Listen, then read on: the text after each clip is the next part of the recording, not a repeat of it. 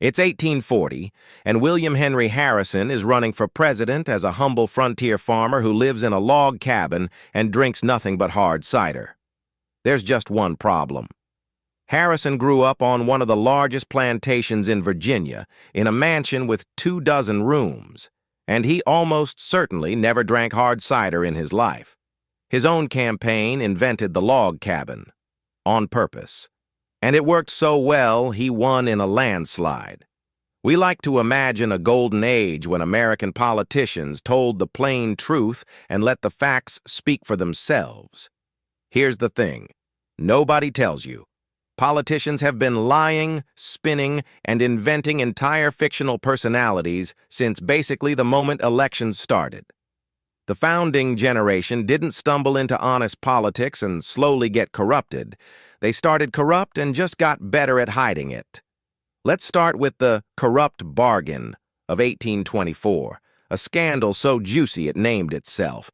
Andrew Jackson won the most votes and the most electoral votes, but not a majority, which threw the whole election into the House of Representatives. The Speaker of the House, a man named Henry Clay, happened to hate Jackson and happened to control exactly enough votes to decide the winner. He threw his support to John Quincy Adams. Adams won. And then, and this is the part that makes it delicious, Adams immediately appointed Henry Clay as his Secretary of State, which at the time was basically the fast lane to the presidency. Nobody could prove they'd struck a deal beforehand. It didn't matter. Jackson's campaign spent the next 4 years hammering the phrase corrupt bargain into the public's skull so hard that it's still the name historians use today. Whether it was a real conspiracy or a genius smear campaign built on suspicious timing, it worked. Jackson rode the outrage all the way to a landslide win in 1828. And 1828 is where things get genuinely vicious. Jackson's opponents didn't just criticize his policies, they accused him in print of being a murderer, a cannibal, and, I promise this is real, a man who once served human flesh to soldiers. Jackson's team fired back by accusing President Adams of pimping out an American servant girl to the Tsar of Russia while he was ambassador there. Completely fabricated. Didn't matter. But the ugliest shot landed on Jackson's wife, Rachel. Her divorce from her first husband hadn't technically finalized when she married Jackson, a paperwork error nobody noticed for years. Adams's camp turned it into a national bigamy scandal, printing pamphlets calling her, essentially, an adulteress. Rachel died of a heart attack weeks after Jackson won the election. He blamed the campaign, and he never forgave Washington for it. So by 1840, American politics had already been genuinely brutal for decades. Which brings us back to that log cabin.